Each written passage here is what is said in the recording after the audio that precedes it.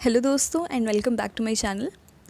Last video में हमने बात करी थी नेशनल एजुकेशन पॉलिसी 2020 की स्टूडेंट्स के लिए, यानी कि स्कूल स्टूडेंट्स के लिए उसमें क्या क्या चेंजेस आए हैं उसकी मैंने बात करी थी। आज की वीडियो में मैं बात करूँगी टीचर्स के बारे में कि टीचर्स के लिए क्या क्या चेंजेस आए हैं। तो अगर आपको स्टूडेंट्स के चेंजेस जानने हैं तो लिंक डिस्क्रिप्शन बॉक्स में है लास्ट वीडियो का, आप वहाँ पर देख सकते हैं। स्कूल स्टूडेंट्स की इसमें बात करी थी मैंने। आज की वीडियो में बात करूँगी टीचर्स के बारे में और नेक्स्ट वीडियो में बात करूँगी यूनिवर्सिटीज़ के बारे में। तो आइए स्टार्ट करते हैं। लास्ट वीडियो में ऑलरेडी मैं 20 पेजेस कवर कर चुकी थी। 20 पेजेस तक मैंने कवर किया था कि स्कूल एजुकेशन में क्या क्या चेंजेस हैं। आज मैं बात करूँगी 20 से लेकर 30 पेजेस तक की। इन 10 पेजेस में टीचर रिक्रूटमेंट रूल्स और टीचर्स की जो डिग्री होती है और टीचर्स को जो इंसेंटिव्स मिलेंगे अब प्रमोशन किस बेसिस पे होगा उन सब की बात करेंगे हम। तो बिना फर्दर टाइम वेस्ट किए मैं आ गई हूँ पेज नंबर 20 पर। आप देख सकते हैं इस डॉक्यूमेंट का पेज नंबर 20 है। इन्होंने सबसे पहले टीचर के रोल को बताया है कि एक चाइल्ड का फ्यूचर डेवलप करने में टीचर का क्या क्या रोल होता है। तो फर्स्ट पैराग्राफ में तो रोल के बारे में बताया। नेक्स्ट हम आते हैं मेन बात पर कि जो recruitment and deployment of teachers है उसमें क्या क्या चेंजेस हैं। इन्होंने कहा है कि आउटस्टैंडिंग प्रोफेशनल स्किल्स के लिए जो 4 ईयर इंटीग्रेटेड बीएड प्रोग्राम इन्होंने इंट्रोड्यूस किया है आउटस्टैंडिंग टीचिंग प्रोफेशन के लिए। अब ये बीएड प्रोग्राम कैसे इम्प्लीमेंट होगा वो देखते हैं आगे। तो ये जो 4 ईयर बीएड प्रोग्राम की इन्होंने बात करी, इसके लिए इन्होंने एक अलग सेक्शन बताया। अभी हम सेक्शन 5.2 पर हैं। इसी पेजेस पर आते आते आगे बीएड का सेक्शन आएगा, उसमें डिस्कस करेंगे। इन्होंने कहा है कि ट्रांसफ़र पॉलिसीज़ जो हैं वो हार्मफुल होती हैं। Harmful practice of excessive teacher transfer will be halted, यानी रोका जाएगा, ट्रांसफ़र पॉलिसीज़ को चेंज किया जाएगा। इसके लिए इन्होंने कहा है कि transfers will be conducted through an online computerise system, कि जो बच्चे हैं वो अलग अलग टीचर्स अगर चेंज हो जाते हैं तो उनका ध्यान नहीं लग पाता। तो उनको ध्यान लगाने के लिए, बच्चों को मोटिवेट करने के लिए कि उनके टीचर्स बार बार चेंज ना हो, तो transfer will occur in very special circumstances, ये इन्होंने शर्त रखी है कि अब बहुत ही फ्रीक्वेंट ट्रांसफ़र्स नहीं होंगे कि एक स्कूल की टीचर जो है वो 2 स्कूल में स्कूल छोड़ के चली जाती है 2 साल में या 3 साल में ट्रांसफ़र हो जाते हैं, ऐसा नहीं होगा। ट्रांसफ़र्स बहुत ही एक्सट्रीम केसेस में होगा और ऑनलाइन होगा। ठीक है, तो ऑफलाइन ट्रांसफ़र्स इन्होंने बंद कर दिए हैं इस पॉलिसी के अंदर। इसके बाद इन्होंने बात करी है टीचिंग एलिजिबिलिटी टेस्ट की, कि टीचिंग एलिजिबिलिटी टेस्ट को किस तरह से स्ट्रेंथन किया जाएगा। इन्होंने कहा है कि for subject teachers suitable TET, यानी टीचिंग एलिजिबिलिटी टेस्ट का जो स्कोर है उस सब्जेक्ट में वो कंसीडर किया जाएगा। एट प्रेजेंट सीटेट कंसीडर होता है इन जनरल, मतलब हर जगह जो चलता है वो सीटेट है, या अलग अलग स्टेट्स का जैसे यूपी टेट है, राजस्थान टेट है, पंजाब टेट है, उसको सिर्फ क्वालिफाई करना होता है आपको। ठीक है, तो ये जो एग्ज़ाम अब तक होते थे वो क्वालिफ़िकेशन बेस्ड होते थे, लेकिन इन्होंने अब मेरिट बेस कर दिया इसको। मतलब क्वालिफाई तो आप करोगे, लेकिन अगर आपके नंबर ज़्यादा हैं, जैसे 90 चाहिए मार्क्स सीटेट में क्वालिफाई करने के लिए, लेकिन अगर किसी के 110 मार्क्स हैं तो 110 वाला विल बी प्रेफरेबल। ठीक है, इसको प्रेफरेंस दी जाएगी, आपको उतनी प्रेफरेंस नहीं दी जाएगी। एसेंशियल तो है सिर्फ क्वालिफाई करना, लेकिन आपके नंबर ज़्यादा हैं तो आपको प्रेफरेंस दी जाएगी। इन्होंने कहा टेस्ट के स्कोर्स को हम कंसिडर करेंगे। और इन्होंने कहा है कि जो टीचर्स इन प्राइवेट स्कूल है वो भी सेम पैरामीटर अपनाएंगे। ठीक है, और साथ के साथ क्लासरूम डेमोन्स्ट्रेशन और इंटरव्यू कंपलसरी होगा। It will be an integral part of teacher recruitment process.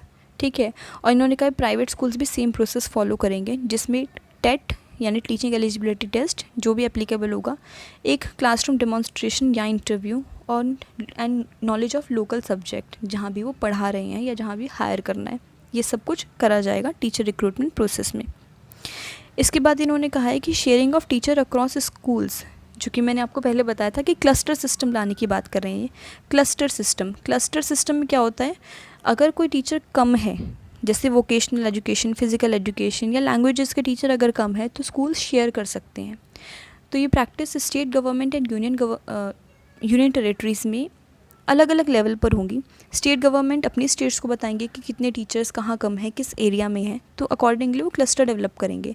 ठीक है, एंड यूनियन टेरेटरीज़ अपनी अपनी गवर्नमेंट को बताएगी अलग अलग तरीके से। Cluster based education and teaching learning process के बाद ये बात करते हैं कि एट प्रेजेंट जो पॉलिसी है वो जब तक इम्प्लीमेंट होगी ओवर द नेक्स्ट 2 डेकेड्स को वो अफेक्ट करेगी, यानी अगले 2 दशकों तक वो अफेक्ट करेगी। पहली वीडियो में मैंने आपको बताया था 2020 की पॉलिसी है तो वो 2050 तक के एजुकेशन सिस्टम को डिफ़ाइन करती है, क्योंकि ये वाली जो पॉलिसी है ये भी हमें 34 ईयर्स के बाद मिली है। तो 34 ईयर्स तक तो 1986 की पॉलिसी ने अफेक्ट किया, अब 2020 की पॉलिसी अगले 30 साल तक हमें अफेक्ट करेगी। इसके बाद इन्होंने कहा है कि कि टीचर्स के लिए जो सर्विस कंडीशन है उसकी बात करी है कि टीचर्स को प्रॉब्लम ना हो, इसके लिए इन्होंने working toilets, clean and drinking water, clean attractive space, electricity, computer devices, internet, library, इन सब की बात करी है, यानी तमाम फैसिलिटीज़ देने की बात करी है। इन्होंने एक नई चीज़ इंट्रोड्यूस करी है इसमें, स्कूल कॉम्प्लेक्स। नेक्स्ट जो इंट्रोड्यूस करते हैं कि जो डिफरेंट अभी स्कूल्स में क्या होता है, SMC होता है, स्कूल मैनेजमेंट कमेटी, इसके साथ ही होगा एक स्कूल कॉम्प्लेक्स।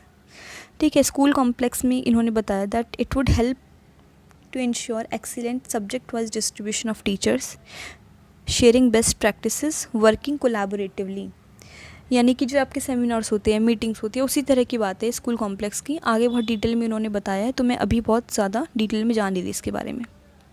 देखिए, ये मोस्ट इम्पॉर्टेंट चीज़ जो आगे निकल कर आती है इसमें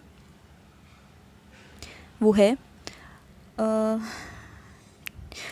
to prevent the large amount of time spent currently by teachers in non-teaching activities। अभी जितना भी वर्क टीचर्स करते हैं, फॉर्म फिल करने का, एडमिनिस्ट्रेशन वर्क जितना भी उनका होता है, अलग अलग पॉलिसीज़ की रिपोर्ट्स बनाना, तो वो टीचर्स नहीं करेंगे। Teachers will not be engaged in any longer in any work directly or indirectly except relating to teaching, यानी टीचिंग से रिलेटेड वर्क ही करेंगी टीचर्स, नॉन टीचिंग वर्क नहीं करेंगी।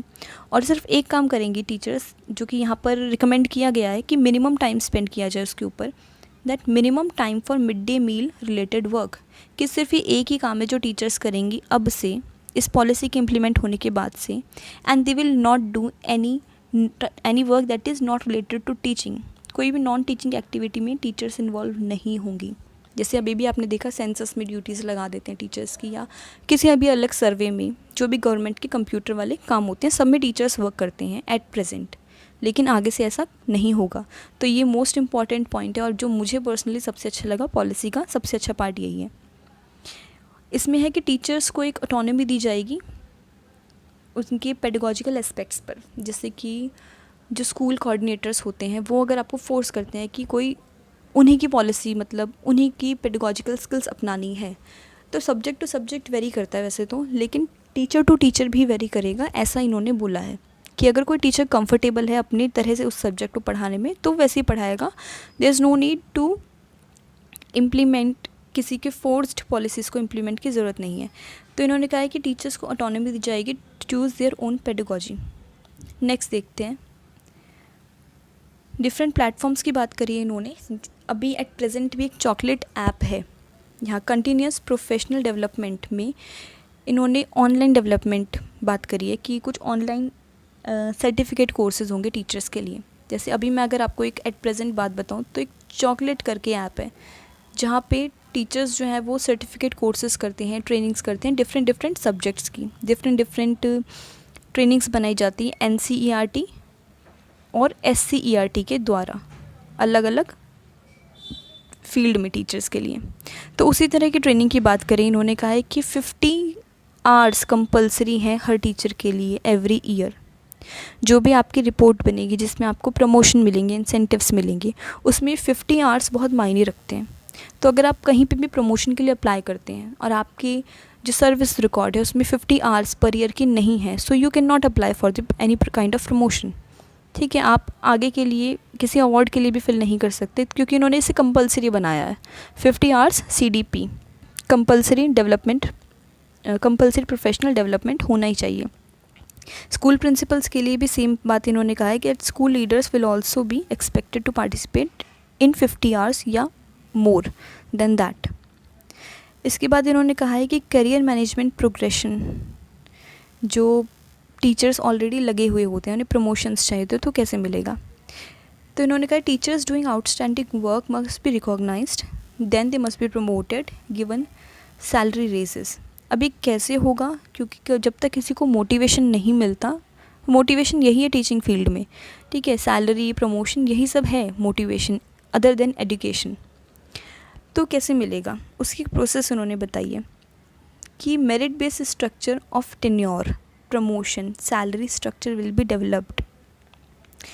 और जो इसी से रिलेटेड बात है वो ये है, एनपीएसटी के बारे में डिटेल में नेक्स्ट पेज पे मैं आऊँगी, क्योंकि इन्होंने यहाँ एनपीएसटी बताया है एब्रीवेटेड फॉर्म में, लेकिन जो पूरी एक्चुअल में चीज़ है वो नेक्स्ट पेज पर ही है। तो देखिए जो प्रमोशन से रिलेटेड चीज़ है वो यहाँ पर है पॉइंट नंबर 5.18 में, कि जो ये भी सारे इंसेंटिव्स होंगे वो अवेलेबल होंगे to teachers within a single school stage.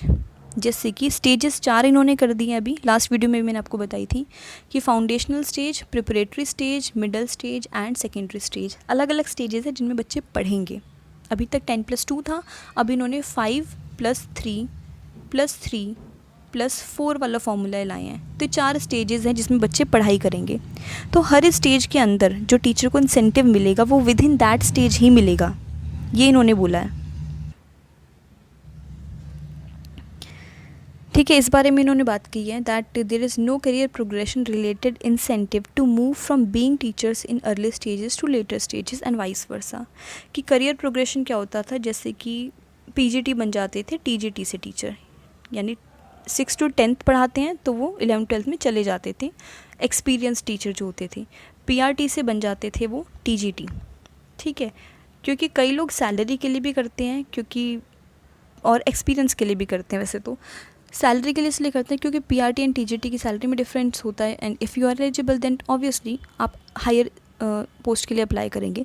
और टीजीटी से फ़र्क होता है पीजीटी की सैलरी में। तो जब सैलरीज़ में फ़र्क है तो हर कोई चाहता है ज़्यादा सैलरी और ज़्यादा इंसेंटिव्स। तो इन्होंने बात करी है कि जो भी आपको ये सारी चीज़ें मिलेंगी, प्रमोशन, सैलरी, ये सब चीज़ मिलेंगी, ये विद इन दैट स्कूल ही मिलेंगी, ठीक है, और विद इन दैट स्टेज मिलेगी। यानी आपकी पीआरटी होते हुए भी एक टीजीटी की जितनी सैलरी हो सकती है, ठीक है। और जो भी प्रमोशन होगा वो उन्होंने पहले बता दिया है कि आपकी परफॉर्मेंस बेस्ड प्रमोशन होंगे अब, ठीक है, जिसमें आपकी अटेंडेंस, एक सेकंड में इसको डिलीट करती हूँ, जिसमें आपकी peer reviews, attendance, commitment towards your school, CDPRs, ये सब काउंट होंगे तभी आपको प्रमोशन मिलेगा, ठीक है। तो अगर आप पीआरटी हैं और आपको पीजीटी जितनी सैलरी चाहिए, टीजीटी जितनी या पीजीटी जितनी, तो ये काफ़ी मुश्किल नहीं है। इसके लिए it is not always compulsory कि आपका प्रमोशन ही लेना हो, ठीक है। आप उसी स्टेज में रहते हुए भी अपनी परफॉर्मेंस अच्छी करिए और आपकी सैलरी बढ़ जाएगी, क्योंकि अभी तक जो सैलरी का पैटर्न रहा है गवर्नमेंट का वो कुछ % ही इंक्रीमेंट होते हैं हर साल। तो अपार्ट फ्रॉम दैट सैलरी आपकी परफॉर्मेंस बेसिस भी बढ़ाई जाएगी, ऐसा इसमें कहा गया है। आउटस्टैंडिंग टीचर्स को की demonstrated leadership and management skills की बात करी गई है। जैसे हर स्कूल में एक TDC होता है, टीचिंग डेवलपमेंट कोऑर्डिनेटर होता है। इस तरह से अलग अलग पोस्ट्स जो हैं वो बढ़ाई जाएंगी और उन्हें क्रिएट किया जाएगा ताकि वो अलग अलग इंस्टीट्यूट में जाके टीचर्स ट्रेनिंग ले पाएँ और साथ वाले टीचर्स को भी उसी बारे में एडुकेट कर पाएँ। नेक्स्ट इन्होंने कहा है कि प्रोफेशनल स्टैंडर्ड्स को मेंटेन करने के लिए PSSB, professional standard setting body का गठन किया जाएगा इनके द्वारा। और जो मैंने आपको ऊपर बताया था NPST, national professional standard for teachers, ये डेवलप करने की बात कही है बाय 2022, यानी अगले 2 साल में ये कमेटी बन के तैयार हो जाएगी जो प्रोफेशनल टीचिंग की जो मैनेजमेंट स्किल्स हैं, प्रोफेशनल स्किल्स हैं, उनका एक पैरामीटर सेट करेंगी कि अगर आप एक अच्छे टीचर हैं तो आप में क्या क्या क्वालिटीज़ होनी चाहिए। तो उन सबको काउंसिल करेगी ये वाली body, PSSB, professional standard setting body. Next ये कहते हैं कि जो NPST होगा, national professional standard in teaching profession, जो पैरामीटर्स बनाएंगे वो pre service teacher education programmes भी बनाएंगे और आफ्टर सर्विस एजुकेशन प्रोग्राम्स भी होंगे। यानी प्रोफेशन में आने से पहले कि आपके पास क्या क्या एडिशनल सर्टिफिकेट्स होने चाहिए और प्रोफेशन में रहते हुए भी आप क्या क्या नई चीज़ें सीख सकते हैं, वो सब कुछ ये डिसाइड करेगा NPST। Promotion and salary increases will not occur on the basis of will not occur on the length of tenure और सीनियरिटी। ये मैंने आपको पहले भी बताया था लास्ट पैराग्राफ में भी कि इन्होंने प्रमोशन पॉलिसीज़ इस तरह से चेंज करी है कि अब प्रमोशन परफॉर्मेंस बेस्ड होंगे, ठीक है, परफॉर्मेंस बेस्ड कर दिए प्रमोशन इंस्टेड ऑफ सीनियरिटी या आपका सर्विस पीरियड जो होता है। तो उसके बेसिस पे अब कोई प्रमोशन नहीं होगा। प्रमोशन पाने के लिए आपको कुछ चीज़ों का ध्यान देना है, जो कि ये लास्ट पेज पर था, दोबारा भी दिखा देती हूँ मैं आपको। यस, ये रहा, ये जो चीज़ों की बात करी थी, पीयर रिव्यूज़ यानी जो आपके सहभागी होते हैं, आपके जो कलीग्स होते हैं, उनके reviews, attendance, commitment hours of CPD, जो कि 50 आवर्स की बात करी थी, 50 से ज़्यादा होंगे तो आपको ज़्यादा प्रेफरेंस मिलेगी, and other service related to schools and community. तो इसके बेसिस पे आपको प्रमोशन मिलेगा, ना कि आपको प्रमोशन मिलेगा आपकी सीनियरिटी या टेन्योर के बेसिस पर। तो इसके बेसिस पे आपको प्रमोशन नहीं मिलेगा। और इन्होंने कहा है कि जो प्रोफेशनल स्टैंडर्ड्स हैं will be reviewed and revise in 2022 तक ये बनाएंगे प्रोफेशनल स्टैंडर्ड्स, और 2030 में इसको फिर से रिवाइज़ करेंगे, यानी एक बार बनाएंगे फिर उसको देखेंगे 8 साल में कि क्या उसके आउटकम्स और फीडबैक्स आते हैं, उसके बाद 2030 में इसको फिर से रिवाइज़ करेंगे। फिर उन्होंने बात करी है कि जो दिव्यांग या चिल्ड्रन विद स्पेशल एबिलिटीज़ होते हैं उनके लिए जो पढ़ाई जाएगी, मतलब जो सब्जेक्ट्स पढ़ाए जाते हैं मिडिल एंड सेकेंडरी लेवल पर, तो उनको एज अ स्पेशलाइज्ड सब्जेक्ट बनाया जाए। ठीक है, यहाँ पर देखिए, such areas could be developed as secondary specialisation for subject teachers. अगर आप एक सब्जेक्ट में स्पेशलाइज्ड हैं, मान लीजिए आपको हिंदी पढ़ानी आती है और आपसे सेकंड सब्जेक्ट मांगा जाता है, तो आगे आपने देखना कि बीएड प्रोग्राम में भी ऐसे चेंजेस करे गए हैं कि आप इस चिल्ड्रन विद स्पेशल एबिलिटीज़ को भी पढ़ा पाओ। तो ये तो आपका फर्स्ट सब्जेक्ट हो जाएगा, सेकंड सब्जेक्ट आपका होगा ये वाला, to teach children with special ability. ठीक है, और इसके लिए बहुत सारे कोर्सेज़ हैं, ईदर फुल टाइम और पार्ट टाइम कोर्सेज़ स्टार्ट करे जाएंगे अलग अलग यूनिवर्सिटीज़ के द्वारा। इसकी इन्होंने बात करी गई है। नेक्स्ट आते हैं अप्रोच टू टीचर एजुकेशन कैसा होगा, जिसकी मैं बात कर रही थी कि बीएड डिग्री ये लाएंगे और किस किस तरह से इन्होंने पार्ट्स में डिवाइड कर दिया उस डिग्री को। देखिए, बाय 2030 एक विज़न उन्होंने पहले रख दिया है कि जो एटलीस्ट जो प्रेजेंट एजुकेशन सिस्टम है जब तक वो चल रहा है, यानी 2020 में अगर कोई ग्रेजुएशन भी कर रहा है, फिर वो मास्टर्स करता है, एमए करता है, फिर एमफिल करेगा और फिर पीएचडी करेगा, तो ये इसको इम्प्लीमेंट होने में एटलीस्ट 10 साल लग जाएंगे। किसको? इस वाले जो 5.23 इन्होंने बात करी है, इस पॉइंट को इम्प्लीमेंट होने की बात कही है, पॉलिसी को इम्प्लीमेंट होने की नहीं। ये ध्यान देना, कंफ्यूज मत हो जाना। तो 5.23 पॉइंट को इन्होंने रखा है बाय 2030। सो बाय 2030 जो मिनिमम डिग्री क्वालिफिकेशन टीचिंग होगी वो होगी 4 year integrated BEd course. 4 year integrated इसलिए कि एट प्रेजेंट बीएलएड आपने सुना होगा, बैचलर्स इन एलिमेंट्री एजुकेशन की बात करते हैं हम, जिसमें वो भी इंटीग्रेटेड डिग्री होती है, बस नाम बदल दिया है यहाँ पर इसका। बीएलएड और बीएड डिफरेंट होती थी, बट बीएलएड को ख़त्म कर देंगे। सो बीएलएड उसको वैनिश कर देंगे बिल्कुल, उस इंटीग्रेटेड प्रोग्राम को, और लाएंगे 4 ईयर की बीएड, एट प्रेजेंट 2 साल की है। फिर उन्होंने कहा है कि एक सेकेंड, यहाँ पे इन्होंने कहा है कि 2 ईयर की बीएड होगी उन बच्चों के लिए, उन्हीं इंस्टीट्यूट में जहाँ 4 साल की बीएड हुई वहाँ 2 साल की होगी अगर बच्चों ने बैचलर्स डिग्री करी है तो। ठीक है, वो प्रेजेंट बैचलर डिग्री की बात नहीं कर रहे जो 3 साल की होती है, आगे आगे इन्होंने बैचलर डिग्री भी 4 साल की कर दी है। So those students who have done their bachelor's degree, उनके लिए बीएड का प्रोग्राम होगा 2 साल का, जो कि 4 साल का बताया था उन्होंने ऊपर। ठीक है, और बीएड का प्रोग्राम 1 साल का उन बच्चों के लिए होगा दोज हु हैव कंप्लीटेड या तो 4 साल की बैचलर डिग्री करी है या मास्टर्स डिग्री करी है। ठीक है, तो इन्होंने क्या किया, 4 साल की आप या तो बीएड करोगे डायरेक्ट, या तो 2 साल की बीएड करोगे अगर आप बीए करके आए हो 3 साल वाली, और 1 साल की करोगे अगर आपने एमए कर रखी है तो। ठीक है, मास्टर्स कर रखी है तो, यानी अगर आप इतना टाइम एजुकेशन में बिता चुके हो तो आपके लिए जो बीएड का टाइम है वो रिड्यूस होता जाएगा, 4 से 1 साल की भी आपको मिल सकती है वो डिग्री।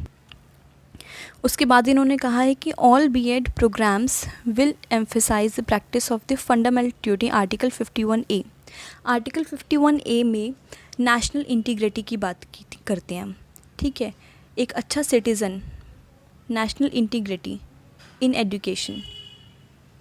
ठीक है, इसकी बात करते हैं बेसिकली आर्टिकल 51A में। डिटेल में तो आप कहीं से भी पढ़ सकते हो, बट मैं मोटा मोटा आपको बता देती हूँ कि नेशनल इंटीग्रिटी में इंडिया की अखंडता टूटनी नहीं चाहिए, एक अच्छा सिटीज़न कैसे बनना है, दूसरे के कल्चर को रिस्पेक्ट कैसे करना है, तो वो सब बातें इन्होंने कहा है कि टीचिंग में ही होनी चाहिए, सो दैट वो आगे बच्चों को भी एजुकेशन में वो पास ऑन कर सकें। ठीक है, तो उनको पढ़ाते टाइम भी इस आर्टिकल का खास ध्यान रखना है। नेक्स्ट उन्होंने बात करी है special shorter local teacher education programme. ये इन कॉम्प्लेक्सेस में अवेलेबल होगा, इन इंस्टीट्यूट्स में BITE और DIET, डाइट में और बाइट सेंटर्स में अवेलेबल होगा, जिसमें कि डिग्री के साथ साथ आप इन सब चीज़ों में एक स्किल कोर्स कर सकते हैं टीचर होने के साथ साथ, ताकि आपको स्कूल्स में कोई सेकेंडरी सब्जेक्ट, जो कि इन्होंने बात करी है कि वोकेशनल सब्जेक्ट ये अब मिडिल लेवल से स्टार्ट कर देंगे, ठीक है, तो वो सब्जेक्ट आप पढ़ा सको अगर आपके पास ये कोर्स सर्टिफिकेट होगा तो। Shorter post BEd certificate courses भी हैं जो कि स्टूडेंट्स को foundational, preparatory, middle and secondary stage पर हेल्पफुल होंगे। फिर इन्होंने कहा है कि हम एक फ्रेमवर्क लेके आएंगे 2021 में, जैसे कि एट प्रेजेंट हमारा नेशनल NFC चल रहा है, नेशनल फ्रेमवर्क करिकुलम फ्रेमवर्क चल रहा है, NCF sorry, national curriculum framework 2005 follow कर रहे हैं हम एट प्रेजेंट। तो आगे हम फॉलो करेंगे national curriculum framework in teacher education 2021। सो 2021 में हम ये नया फ्रेमवर्क पाएंगे। अभी ये तैयार नहीं है, इसका ड्राफ्ट ही तैयार है, और इन्होंने कहा है कि ये फ्रेमवर्क रिवाइज़ होगा 5 to 10 ईयर्स में, हर 5 से 10 साल में रिवाइज़ होगा। इसके बाद इन्होंने कहा है, इसके बाद टीचर वाले सेक्शन में जो लास्ट पॉइंट ये लेकर आए हैं वो है एक इंस्टीट्यूट्स में ना एक फेथ रिस्टोर करने की बात इन्होंने कही है कि टीचर्स जो है वो स्टैंड अलग से मतलब काउंट नहीं करे जाते, असेस करे जाते। तो इसीलिए एक एजेंसी बनेगी इसके लिए, that actions will be taken against sub standardise actions will be taken against sub standardise stand alone teacher education institutes. बहुत सारे प्राइवेट इंस्टीट्यूट्स हैं वो एजुकेशन नहीं देते, लेकिन उसके बाद मतलब इकोनॉमिक बिजनेस चलता है उनका, प्राइवेट स्कूल्स का। तो उसके बारे में इन्होंने बात करी कि अगर वो मिनिमम स्टैंडर्ड मेंटेन नहीं करते तो उन्हें शट डाउन भी किया जा सकता है, ठीक है। जैसे कि NAAC एक एजेंसी होती है हमारी, यूनिवर्सिटीज़ में होती है, जो कि रैंकिंग प्रोवाइड करती है, ठीक है। ये होती है नेशनल असेसमेंट एक्रेडिटेशन काउंसिल होती है, जो NAAC होती है। ये यूनिवर्सिटीज़ को A grade, B grade, A-, A+, B+, इस तरह से ग्रेड्स प्रोवाइड करती है अलग अलग यूनिवर्सिटीज़ को, यूनिवर्सिटी एजुकेशन के लिए। उसी तरह से स्कूल्स को भी ये ग्रेडिंग देगी, ये एजेंसी नहीं देगी, लेकिन इस तरह से, फॉर एग्जांपल दिया है मैंने, इस तरह से स्कूल का स्टैंडर्ड मेंटेन करने के लिए उन्हें असेस किया जाएगा, सो दैट प्राइवेट स्कूल्स भी अपना स्टैंडर्ड मेंटेन करके रखें अलॉन्ग विद गवर्नमेंट स्कूल्स। तो यही सब बात थी टीचर एजुकेशन से रिलेटेड। नेक्स्ट में मैं लाऊंगी कि हायर एजुकेशन में इन्होंने क्या क्या चेंजेस किए हैं। Thank you for watching.